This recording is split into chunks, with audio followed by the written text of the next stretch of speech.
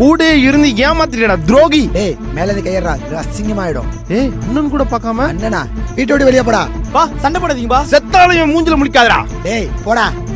பெரியப்பா டேய் பெரியப்பா கிரியப்பா நான் வீட்டு பக்கம் பார்த்தேன், உன்னை சாவடிச்சிரும் பாத்துக்க. சரிப்பா. ரியாஸ் நானும் அமைதியா போயிடும். பெரியப்பா அட நீங்க என்ன பண்றீங்க? அப்பா கூட சண்டை போடுறதுனால பேச மாட்டேன்னு நினைச்சேன்ப்பா.